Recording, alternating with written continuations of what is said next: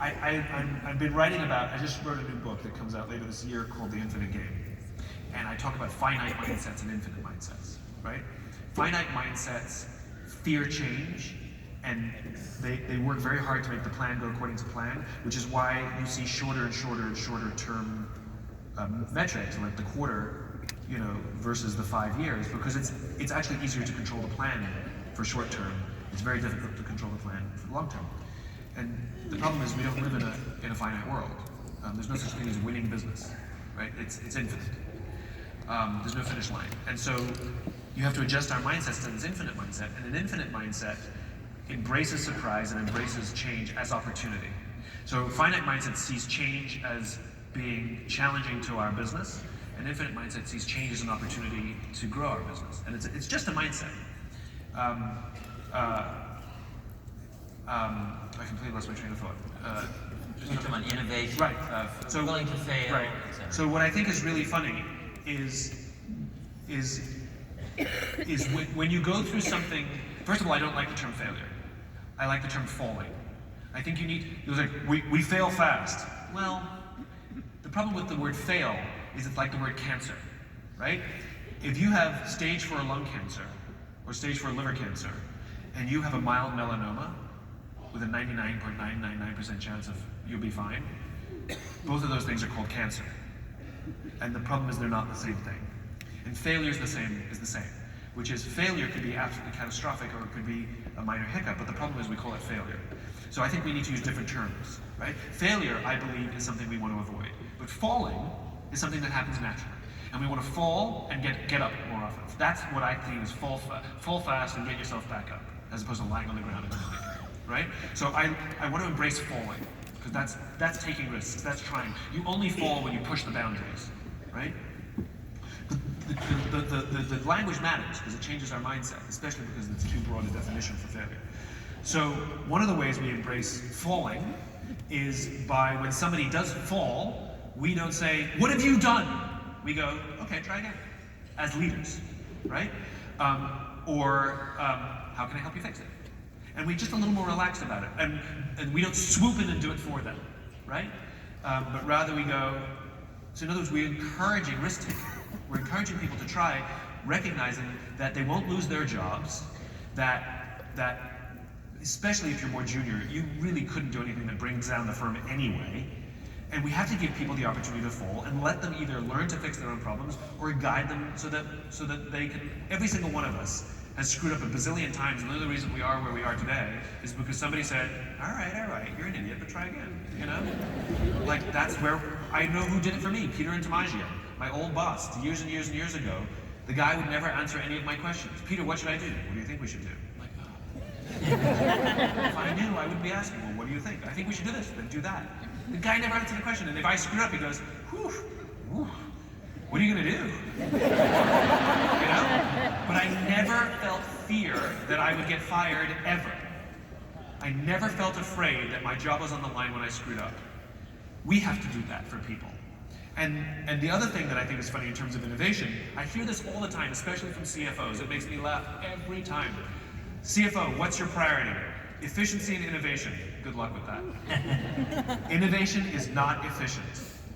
Innovation is trial and error. Innovation is experimentation. Innovation is testing. Innovation is doing something that fails and fails and fails and sticking with it, because we can see the light at the end of the tunnel, and we're not just going to walk away from this even though it failed the first 2 or 3 times. Seinfeld was a disaster with terribly low ratings when it first came out, and thank goodness they weren't making the decisions based on the numbers. They were making the decisions based on what they felt was good television. And when we believe in something desperately,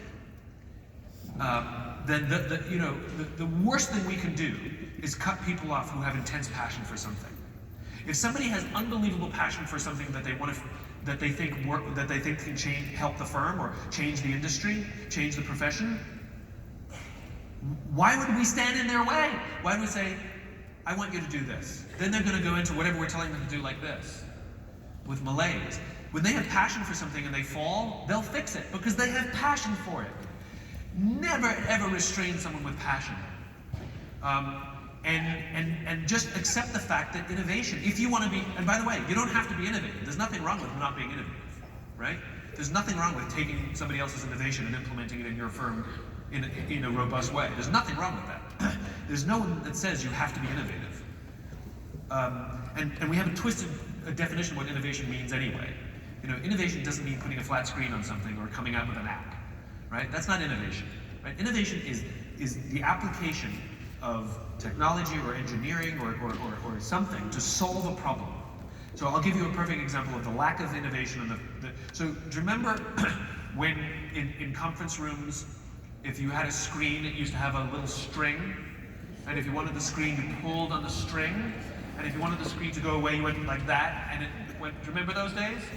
Right? It never broke ever.